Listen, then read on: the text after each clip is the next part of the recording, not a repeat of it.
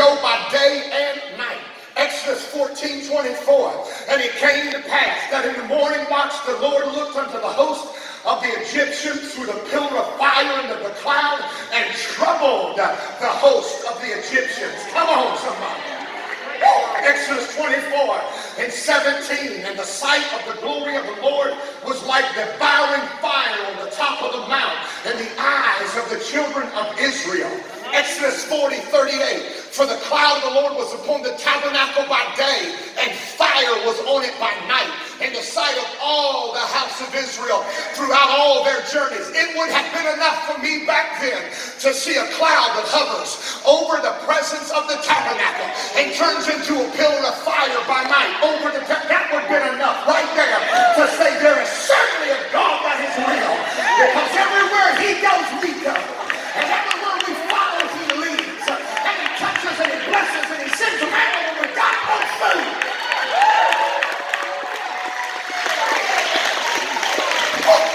Sometimes he's a cloud under me, other times he's a fire under me, but he's always in the cloud, and he's always in the fire, and he always sends fresh rain.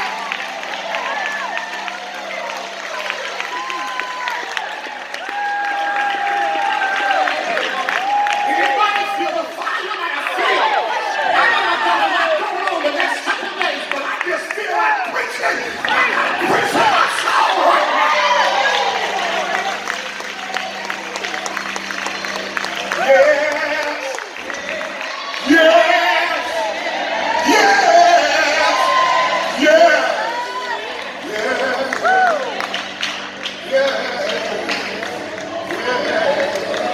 Come on, Willie.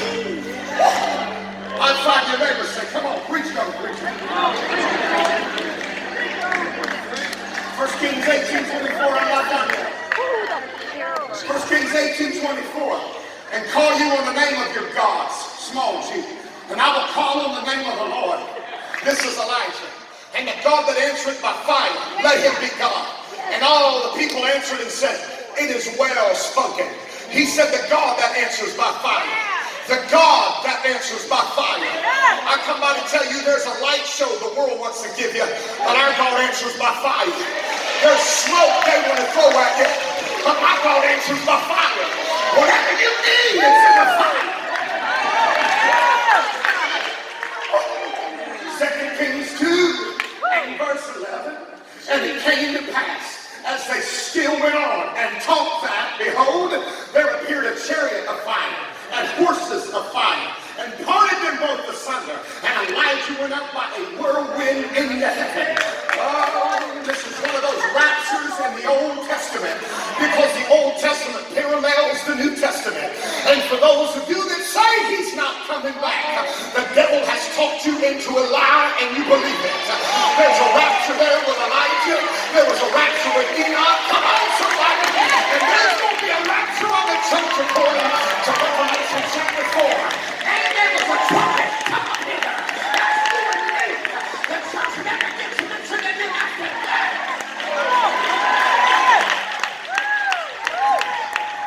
He said horses of fire. He said chariots of fire. It meant there were horses on fire and chariots on fire. And it came down and it picked up Elijah and took him by a whirlwind.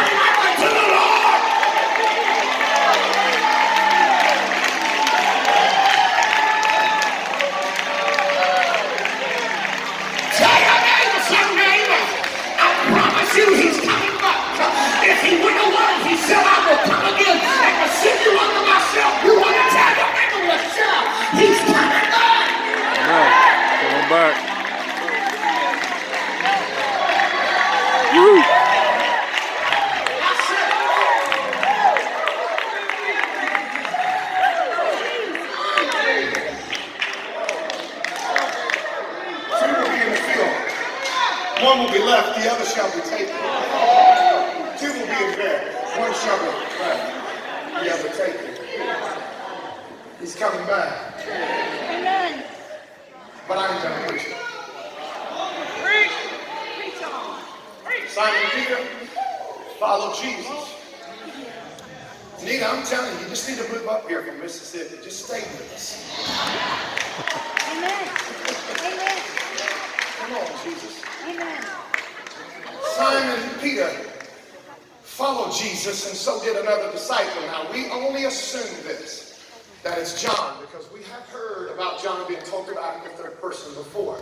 That's just an assumption. That's not theologically correct per se. Again, I preface that by saying that's who I guess it could be. That disciple was known unto the high priest and went in with Jesus unto the palace of the high priest. But Peter stood at the door without. Then went out that other disciple which was known unto the high priest and spake unto her that kept the door and brought in Peter. It was then that Peter was getting hesitant about his relationship and his alignment with Christ. So much so that he knew Jesus is the door. Jesus was the door. He gets to a door and he hesitates. He hesitates. This becomes a problem in Christianity. It's called to a vehicle when it starts to miss. Hallelujah. This is good preaching. Come on. So what happens is, normally, when a car's missing like that, a lot of people say it sounds like it's misfiring. There's no fuel to run the components to keep the consistency going. And so it's misfiring. There's something that's just not hitting. And oftentimes in our Christian life, there are things that can cause us to misfire. There's things that can cause us to hesitate. I preach a message about hesitation. It's actually a word called halting. And halting is when sheep can get parasites. And they pick up parasites and start to crawl and then attack them through their ears, through their eyes, crawls into their system and attacks their nervous system. And what it causes that sheep to do is hesitate. Hesitate. And the longer it hesitates without the shepherd getting some oil inside its nervous system and on the wounds, it'll continuously hesitate until it drops over. And death is what will occur if we don't catch it. So you wonder why, as a pastor, that I can't possibly call every single person every single day to check on you, every single week or every single month. And I do my best for those that he lays heavy upon my heart and the problems that people have. I say problems respectfully because some of those problems also equal to deaths in family, sickness in family, people that are hurting and mourning, and people that are having difficulty. So I use that word respectfully, but I want you to know, saints of God, it is my responsibility to watch the sheep when they come to church. Are they still loving and kind, or are they running from me? Are they darting me from shaking my hand because they know I can look at them and see that something just isn't quite right? Their children are running from me. They won't make eye contact with me. There must be something that's going on. And so there's hesitations that come into your life. When you get messed up and the world gets a hold of you and starts giving you this facade about how great it is to do what they do, to act like them, to be involved with their influences, all of a sudden you start to hesitate as a Christian. It's exactly what happened to Simon Peter. The Bible said, and Simon Peter followed Jesus, but after that it starts calling him Peter and not Simon Peter. It's almost like his identity got changed once the story continued. Because Peter got by a door as opposed to going in, he stood outside, and that other disciple had to come and welcome him in. It's when he got in the door. Saints of God, it's when you get to the door. It's when you got to make your mind up.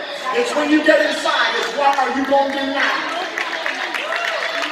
Because on the inside, you can either maintain your level of your temperature, because listen, saints of God, you're not a thermometer, you're a thermostat.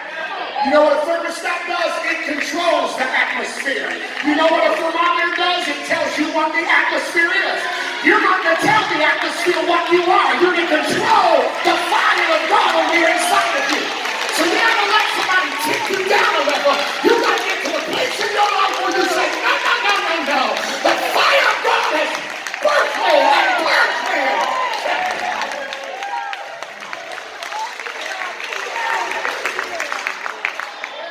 Push your neighbor, say, preach on, preach on, preach on.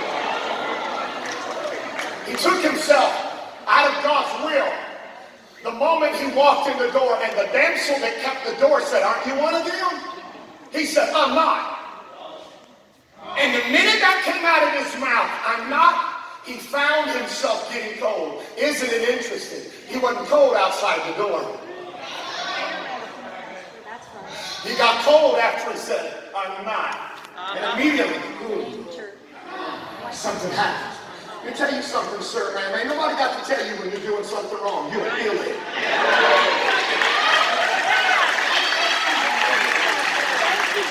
The minute we walk away from God, the minute that world walks away from God, they feel it.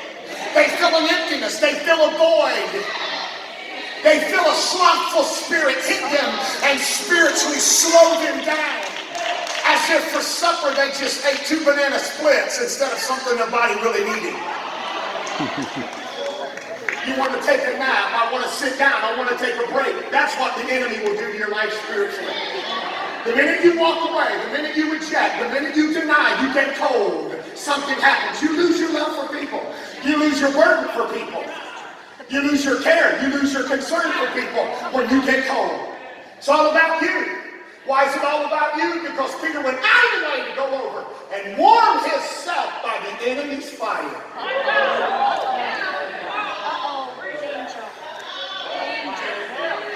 Did you catch that? Yeah. He warmed himself at the enemy's fire. Pray for me, church, as I preach to people right now that are really trying to cover my voice.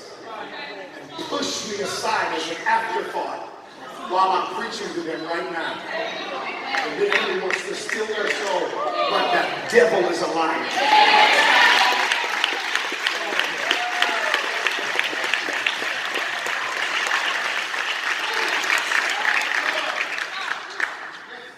There's always a voice in every doorway. Every opportunity, every doorway you go through, there's always a voice.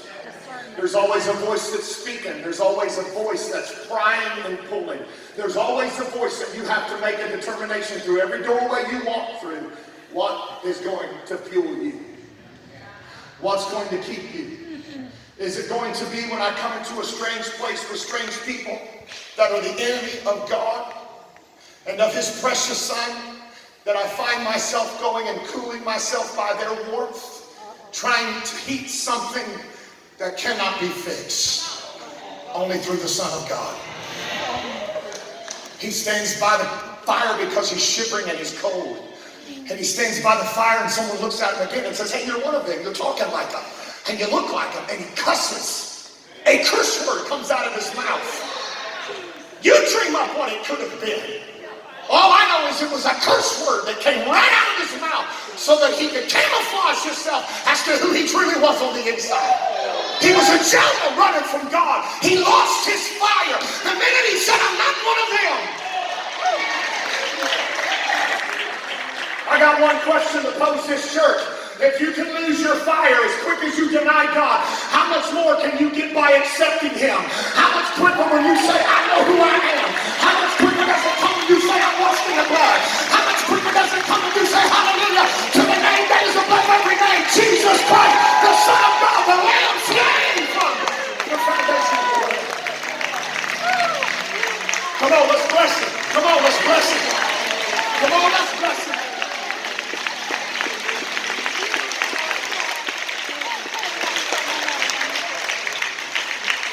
Servants, the officers, they made a fire because they knew it's getting cold in here. That world is a cold place, sir or ma'am, with all due respect. It's a cold place. It's a cold place. There are people that will stab your back, tell your business, talk to you, turn their back, and talk about you when you walk away. Most people don't even give you 5 steps. They do it as quick as you take 1 step in the other direction. They don't have to speak a word, but they just turn their face, roll their eyes, tilt their head, and they know exactly what they're saying about you that just walked away from them. It's a cold place. I can tell you Jesus will never turn his back on you. He will never say, that's not mine. If you're washed in the blood and on your way to heaven, he'll never tell your business. He'll never call a secret on you. He loves you. He cares for you. Saints of God, he's always